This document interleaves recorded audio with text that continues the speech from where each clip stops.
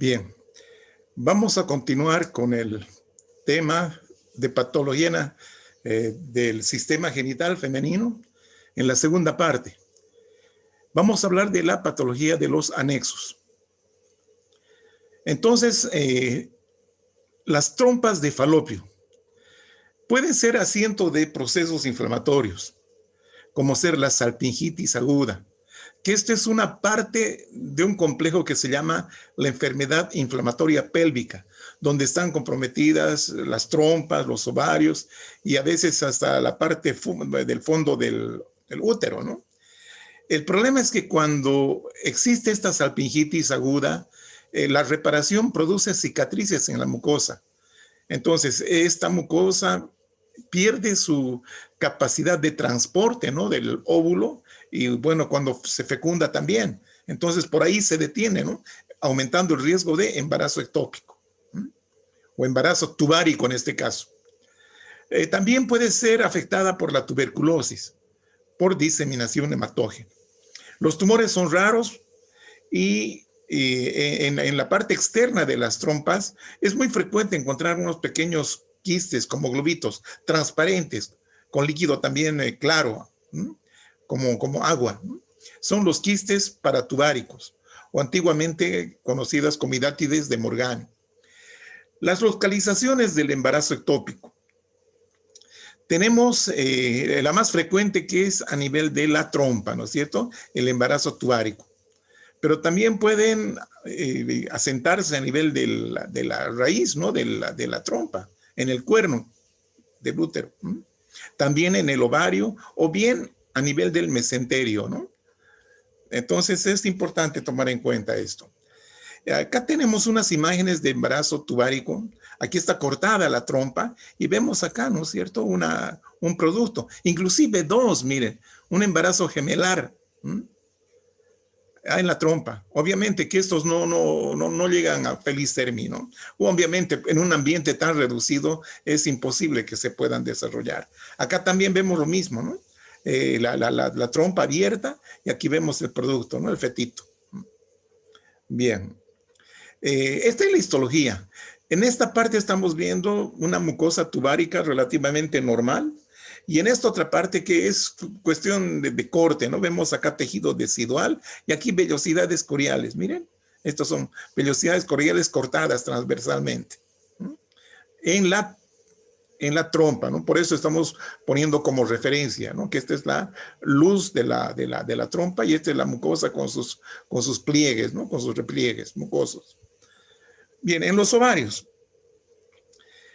Los quistes foliculares son muy frecuentes y también hay quistes luténicos, ¿no es cierto? Estos son los foliculares del folículo en desarrollo y los luténicos es cuando ya se produjo la ovulación y lo que queda el cuerpo amarillo a veces no degenera adecuadamente y se forma un quiste. A menudo es un quiste hemorrágico, ¿no? Estos son muy frecuentes. Ya se originan de los folículos de Graf o folículos en desarrollo que no han involucionado. No se ha producido acá la atresia, ¿no?, la atresia folicular, que normalmente ocurre en los folículos imperfectos, ¿no?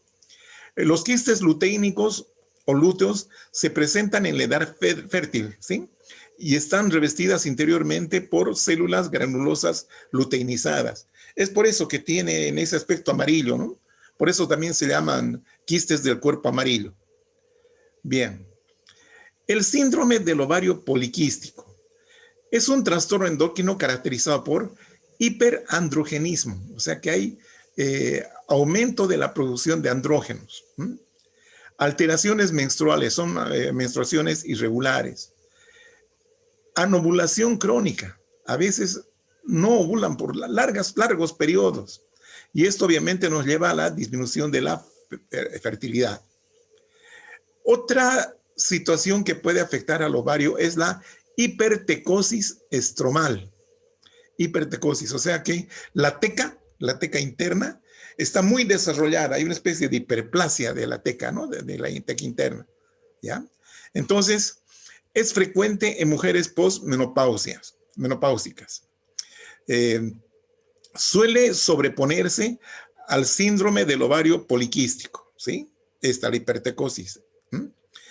Suelen simular un embarazo por la luteinización de las células estromales. Perdón, aquí es luteinización. Acá hubo un error.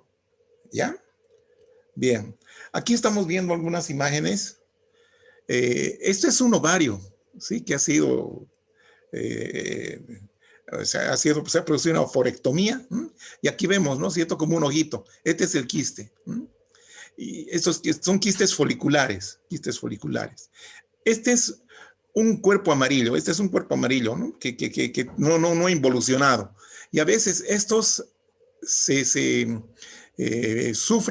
de una necrosis hemorrágica con ulceración, miren, y también suele ser motivo de una emergencia, ¿no? De una urgencia médica, ¿no?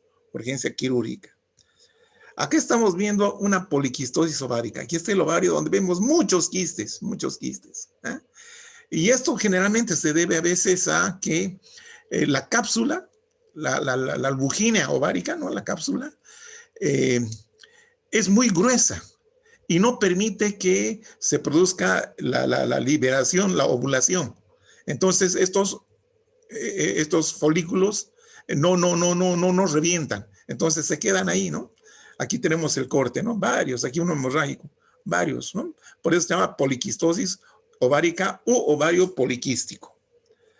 Bien, acá tenemos una situación, digamos, un poquito más complicada, ¿no? Donde prácticamente el parénquima ovárico ha desaparecido y solamente quedan estas membranitas transparentes llenas de líquido seroso.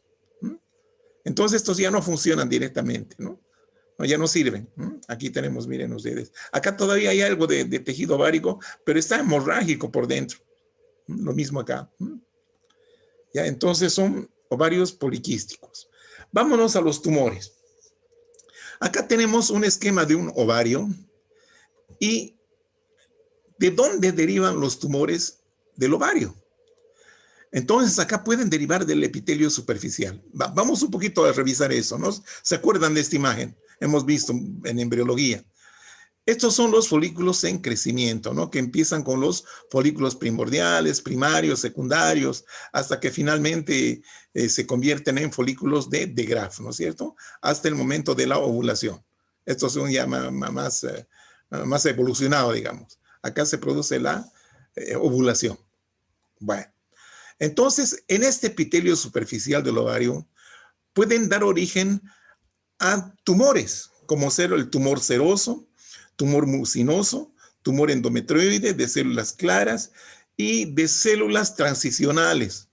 O también se llama este tumor de Brenner. Miren, son los más frecuentes, un 90-95%. Y entre estos, los más frecuentes todavía son el seroso y el mucinoso. El seroso es el que se lleva el primer lugar. Ya, entonces acá tenemos de las células germinales. ¿Sí? De las células germinales, o sea, del ovocito.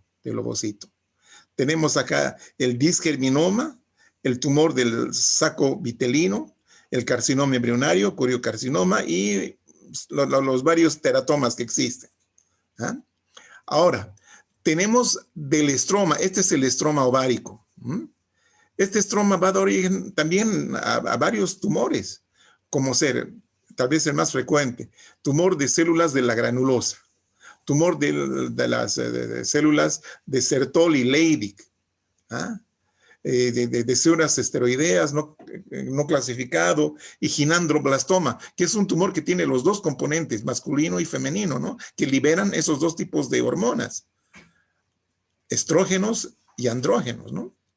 Entonces, estos son relativamente raros, ¿no? Relativamente raros. Bien, vamos con los que se originan en el epitelio superficial. Los tumores serosos son los más frecuentes. Los benignos son un 60%, malignos 25% y limítrofes o borderline un 15%. La mayoría son unilaterales. Los mucinosos, el 80% son benignos. Casi siempre son tabicados, son muchos espacios. muchos espacios, ¿no? Son más grandes que los serosos. Un 10% son malignos, ¿ya? Un detalle interesante. Estos tumores, tanto serosos como mucinosos, tienden generalmente a ser quísticos. En su gran mayoría son quísticos. Por eso también se llaman los cistoadenomas. Cistoadenomas. ¿Mm? Ya, pero pueden tener componentes sólidos también. Eso no es problema, ¿no? Entonces, tienen su contraparte maligna, ¿no? Los malignos y los limítrofes pueden producir, si es que revientan a veces por algún error de cirugía, pueden abrir el quiste y estos liberan células, ¿no? Las células tumorales que se implantan en el peritoneo, dando lugar a un tumor que se llama el pseudomixoma peritoneal, sobre todo los mucinosos, ¿ah? Pseudomixoma peritoneal. Bien, ahí tenemos un quiste seroso, cistoadenoma seroso. La superficie externa es lisa, brillante, hay áreas de congestión, acá puede haber líquido de distinto tipo, ¿no? Puede ser un líquido hemorrágico, serohemorrágico, y a veces seroso puro, ¿no? Como el suero. El problema del riesgo de estos es que se pueden torcer, dando lugar a una necrosis isquémica, ¿no? O necrosis hemorrágica. Hay un detalle, aquí tenemos un quiste abierto, ahí está su pared del quiste ovárico. A veces suelen crecer, ¿no? Y pesar hasta 3 kilos, ¿no? Hay algunas variantes. Cuando en la superficie interna encontramos estas verrugosidades, que son las papilas. Puede ser lisa o bien papilar, como en este caso, ¿no? Aquí vemos entonces la pared del quiste, el revestimiento del quiste, y las papilas, ¿no? Un estroma laxo, ¿ya? Pero el revestimiento es muy parecido a este tipo de epitelio, que es un epitelio cuboidal simple, ¿sí? Cuboidal simple. Ahí tenemos el borderline. Acá las papilas son un poquito más gruesas, chicos, mira, más gruesas, más sólidas, más groseras. Y acá vemos también, estas son las papilas cortadas transversalmente, un estroma laxo, pero el epitelio se ve ya pseudoestratificación, pero no se ven signos de malignidad, ¿no? No se ven. Hay algo, una ligera tipia, sí, pero no hay invasión al estroma. Entonces, le llamamos el tumor seroso limítrofe o borderline. Este ya es un adenocarcinoma, ¿no? Es una masa, como verán ustedes, bastante importante, casi sólida, ¿no? Aquí ya no hay, las áreas quísticas están reducidas, pero el tumor sólido es el que impresiona más. Y acá tenemos, ¿no? Los distintos grados de acuerdo a la alteración, ¿no? A la celularidad, a la alteración de su celularidad. El grado 1 hay papilas, ¿sí? Hay invasión, miren, se introducen ya en el estroma. Hay el epitelio atípico. Acá la invasión es mucho más evidente. Y en el grado 3 todavía mucho más. ¿Ah? Y el tumor es mucho mayor, muy abundante, más agresivo. Importante aquí, es importante también señalar que estos ya pueden producir metástasis, ¿no? Por vía linfática. Ahí estamos viendo un cistoadenocarcinoma papilar. Mire cómo está invadiendo acá también, invaden el estroma. Ahí están las papilas, muy atípicas, acá cómo están invadiendo, ¿no? Bueno, dice acá, múltiples formaciones papilares son estas, complejas, recubiertas por células cilíndricas con criterios de anaplasa, esto con hematoxilina y eosina. Bien, el cistoadenoma mucinoso, como les decía, es tabicado, son múltiples quistes en uno solo, ¿no? Hay tabicación, se llama cistoadenoma multilocular. ¿Ya? Mucinoso, ¿por qué? Porque el contenido es moco, ¿sí? Entonces, ¿qué vamos a ver acá? Aquí tenemos, ¿no? Un quiste, está cerrado todavía, es así mamelonado. Aquí se nota ya, ¿no? La cantidad de quistes que hay de dentro, ¿no? De espacios que hay por dentro, separados por delgados tabiques fibrosos. Ahí vemos también lo mismo. Múltiples cavidades separadas por tabiques fibrosos. Y acá vemos la histología. Miren el epitelio del mucinoso. Es un epitelio cilíndrico alto, mucosecretor. Acá hay una glandulita, ¿no? Quiere decir que secretan moco, por eso es mucinoso. ¿Ya? Aquí tenemos un mucinoso borderline. también bastantes quistes se ve. Acá se pueden ver algunas papilas y aquí la microscopía nos muestra, ¿no?, la alteración, pero sin embargo no hay invasión al estroma. No hay invasión al estroma. Este es el limítrofe, fronterizo llaman otros, borderline, bueno, sirve. Y aquí está el cistodenocarcinoma mucinoso, con distintos patrones histológicos. Este es papilar, ¿no? Ya es sumamente frondoso. Este todavía no, pero sí ya se ven acá, miren, mitosis atípicas. Este es otro patrón, ¿no? Y este es uno que las glándulas están muy dilatadas, formando lagos de moco, verdadero lago de moco. Bien, les decía que puede haber siembra a nivel del peritoneo, sobre todo de los mucinosos, el cistodenocarcinoma y el borderline. Pueden eliminarse colgajitos, grupos de células, y pueden asentarse acá, ¿no? Implantarse en el peritoneo. Entonces, esto nos da el lugar al pseudomixoma peritoneal. Miren, células mucosas, estas claritas, parecen caliciformes, ¿no es cierto? Y acá tenemos lagos de moco. Estos son lagos de moco. El tumor de Brenner es un tumor bastante raro, ¿no es cierto? Aquí está el tumor, este es el ovario, ¿no? Parte del ovario. Este es el tumor. Macroscópicamente es un tumor sólido, se lo ve así amarillento. También se lo conoce como tumor de células transicionales. ¿Por qué? Porque acá ven ustedes estos nidos, ¿no? Son muy parecidas a las células transicionales, al urotelio. Aquí tenemos un estroma bastante celular, fibroso, y ese color amarillo, ¿no? Blanco amarillento que es característico, es sólido. Existe también la variante limítrofe y la variante maligna, que son sumamente raros, sumamente raros. Ahí está la variante maligna, ¿no? Ya son masas sólidas, blanquecinas. Y aquí se ve, miren el nido, donde hay una alteración de las células, ¿no? De las células con pleomorfismo, etcétera, etcétera. Este es el Brenner maligno. Vamos con otro tipo de tumores, los de origen germinal, o sea, los que se originan que derivan del ovocito, ¿no? De la ovogonia, en fin. Entonces representan el segundo grupo más frecuente de tumores malignos ováricos.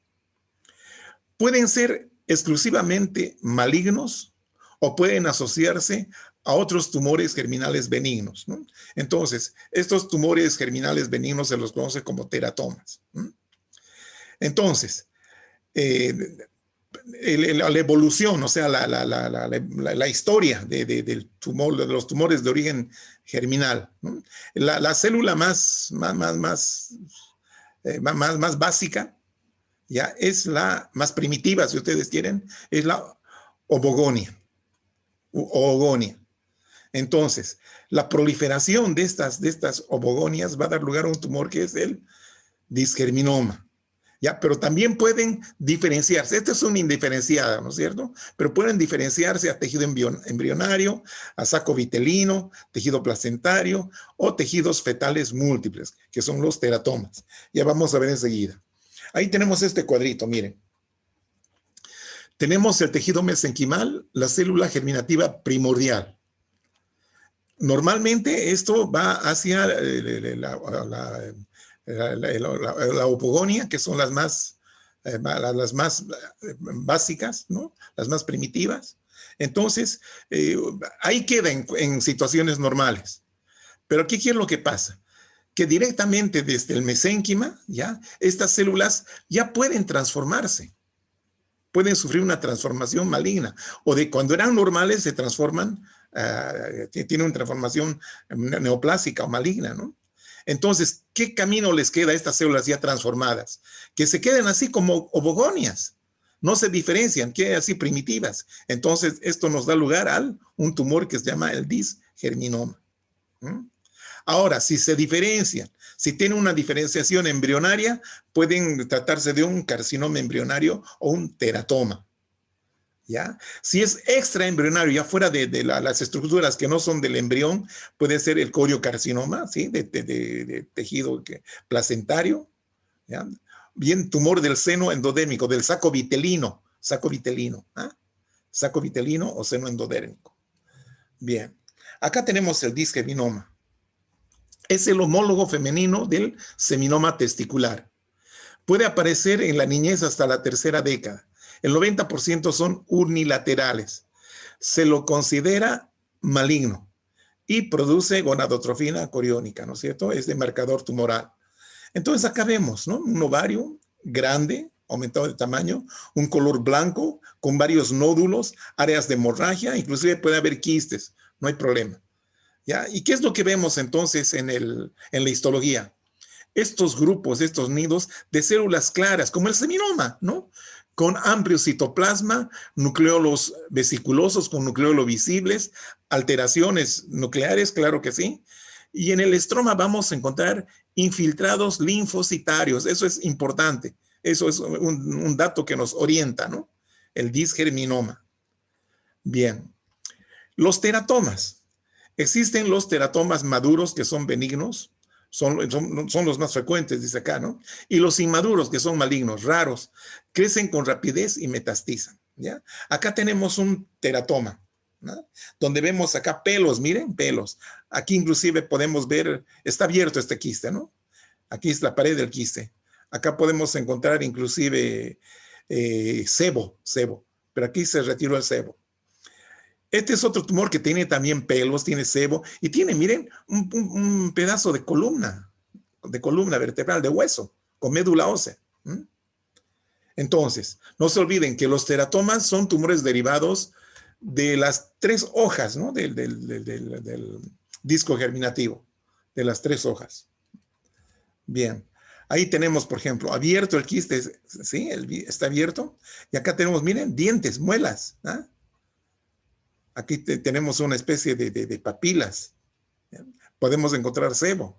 La histología, ¿qué nos muestra? Cartílago. Aquí nos muestra tejido nervioso, ¿sí? Acá nos muestra algún tipo de glándulas. Bueno, vean ustedes. Pero son tejidos maduros. Por eso se considera un teratoma benigno. El teratoma inmaduro, ahí está, miren el aspecto, ya, ese color blanquecino, friable, estructuras quísticas también se pueden ver, áreas de hemorragia, ¿sí? Y la histología que nos muestra. Aquí tenemos cartílago, pero acá, miren, estas estructuras así glanduloides que se asemejan mucho a esa estructura embrionaria del tubo neural, pero muy atípicas, miren esas células, sumamente atípicas. Este es un tumor muy agresivo, el teratoma inmaduro. Existen teratomas monodérmicos, quiere decir que derivan de una sola de las hojas del disco germinativo, de una sola. Entonces, hablamos del estruma ovárico o estruma ovari. Entonces, es un tumor ovárico donde podemos ver una diferenciación a tejido tiroideo. Ahí están los folículos tiroideos. Folículos tiroideos. Estruma ovárico. Otro tumor monodérmico es el quiste dermoide. ¿Ya? Aquí está abierto, aquí vemos pelos, aquí bastante sebo, un material untuoso. ¿Ya? Y aquí vemos la histología. Es piel, la piel misma, ¿no? Con un folículo piloso por acá y glándulas sebáceas funcionantes. Es piel misma, revistiendo el interior de este quiste. No hay otro, solamente hay un tipo de tejido, por eso se llama monodérmicos. Otro tumor monodérmico bastante raro es el carcinoide ovárico. Miren, es una masa bastante grande, sólida, blanquecina. Y acá vemos, ¿no es cierto? Miren, acá una estructura, digamos así, en nidos, ¿no? Como nidos, de estas células que parecen linfocitos. ¿Ah? Y esta es una estructura tubular o trabecular, si ustedes quieren. Sí, son 2 patrones histológicos del carcinoide ovárico. Es muy raro. Bueno, otro tumor es el tumor del saco vitelino, también llamado tumor del seno endodérmico. Estos tumores malignos se desarrollan más comúnmente en los ovarios, pero también en los testículos, en el coxis o en el encéfalo. En el encéfalo también se ha descrito, muchachos. Es un tipo de cáncer poco frecuente que empieza en las células germinativas, ¿ah? Las células germinativas, las células que van a formar luego el espermatozoide óvulos, ¿no? Eso es lo que dijimos. Entonces vemos aquí el tumor, hay bastantes áreas quísticas, áreas de hemorragia, áreas sólidas, y acá tenemos la vista histológica, ¿no? Y en este aspecto histológico, lo que llama la atención son estas estructuras que parecen folículos primordiales, ¿eh? Así como una rosetita. Ya esto se llama, miren acá dice, cuerpos de Schiller-Duval. Cuerpos de Schiller-Duval, así se llama. Bien. Otros tumores de células germinales están el coriocarcinoma y el carcinoma embrionario. Son tumores extremadamente raros en su forma pura, pero focos de estos tipos de tumores podemos encontrar en tumores mixtos primitivos de células germinales, ¿no? Hay combinaciones, hay mezclas de estos tumores. En el caso específico del coriocarcinoma, que también es rara su variante primaria, ya que con mayor frecuencia son causados por metástasis procedentes de un coriocarcinoma uterino.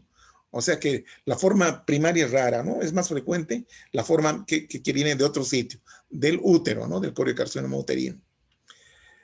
Tanto el carcinoma embrionario como el coriocarcinoma ovárico pueden producir gonadotropina coriónica y consecuentemente cuadros clínicos como la pubertad precoz, sangrados irregulares de origen endometrial, o sea, sangrado uterino anormal. Perfecto. Ahí tenemos en útero, ¿no es cierto? Un coriocarcinoma, donde vamos a encontrar acá tejido placentario totalmente maligno. Aquí vamos a encontrar cito y acá sin sitio también podemos encontrar. Pero miren estas células, miren ese núcleo. Ay, Dios mío, miren esto. ¿Ah? Coriocarcinoma, es un tumor bravísimo, bravísimo. Acá seguimos hablando del carcinoma embrionario ovárico, ¿ya? Donde es una masa, aumenta de tamaño del ovario, hay zonas hemorrágicas, zonas sólidas, blanquecinas, así nodulares. ¿Y qué nos muestran acá? Básicamente estructuras glanduloides. Un epitelio bastante, un epitelio maligno, ¿no? Es un epitelio maligno. Y ahí, miren, estructuras inclusive que pueden ser muy parecidas al sincitio trofoblasto, ¿no? Acá también se puede ver. Bueno. Otro tipo de tumores son los que derivan de del estroma y de los cordones sexuales, ¿ya? Entonces, entre estos tenemos a los tumores de las células de la granulosa y de la teca, ¿no? Que son componentes del folículo, ¿verdad? Entonces, células de la granulosa y de la teca. Son un grupo heterogéneo de tumores que se desarrollan a partir de los componentes no germinativos gonadales, o sea, no está en el óvulo, sino en las estructuras que rodean al óvulo, ¿no? Como es la teca granulosa y la teca interna, ¿no? Bien, entonces, como la granulosa y la teca, dice acá. También pueden producir las células de los cordones sexuales. Entonces, acá tenemos las células de Sertoli y las células de Leydig, o puede haber una combinación de ambas. La mayoría de estos tumores aparecen antes de los 40 años de edad y que con mucha frecuencia son benignos o de muy baja malignidad. En caso de los malignos, estos representan el 2% de todos los tumores malignos del ovario. O sea que son raros, ¿no? Ahí tenemos entonces el tumor de la granulosa. Aquí está el tumor. Este es el tumor. Este es el resto del tejido. Y acá vemos, ¿no? Esta proliferación de células, siempre alrededor hay una empalizada, ¿no? de células cilíndricas, ¿no? Y acá lo interesante es ver estas estructuritas, ¿no? Con forma de de roseta, ¿no? Acá se puede ver bien, acá también, miren, acá se ve bonita, ¿ya? Estos se llaman los cuerpos de Karl-Exner, con X, Karl-Exner, ¿no? Característico del tumor de la granulosa. Tumores de Sertoli y Leydig son raros. Estos, como son estructuras de la esfera genital del varón, son funcionantes, obviamente, producen testosterona, por lo tanto, o andrógenos más que nada, ¿no? Andrógenos, que pueden producir masculinización en una mujer, ¿no es cierto? Entonces, un tumor compuesto por elementos testiculares y su patrón histológico es una mezcla de células Sertoli-Leydig, fibroblastos en cantidades variables. Entonces, hay células del Sertoli, células de Leydig y fibroblastos en cantidades variables. Pueden presentarse como exclusivamente compuestos por elementos de Sertoli.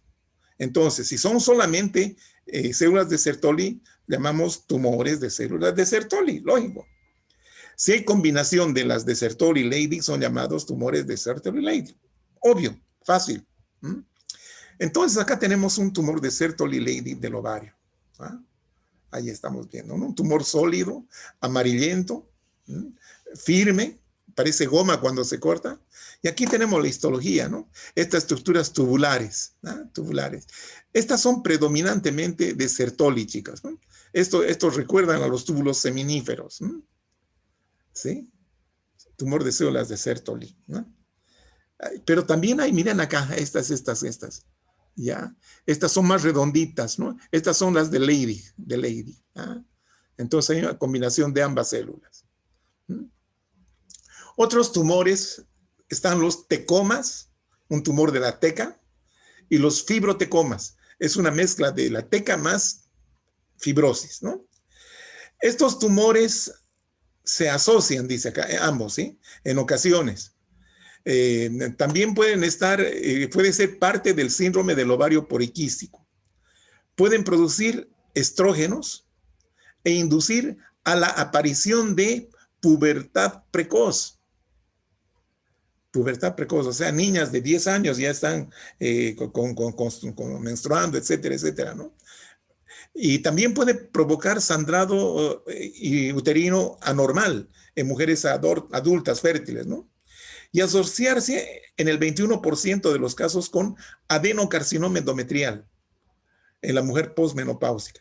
Obviamente, hay una hiperproducción de estrógenos, chicos. Entonces, puede haber tecomas o fibrotecomas que no funcionan. No se olviden que los estrógenos se originan en la teca interna, ¿no es cierto?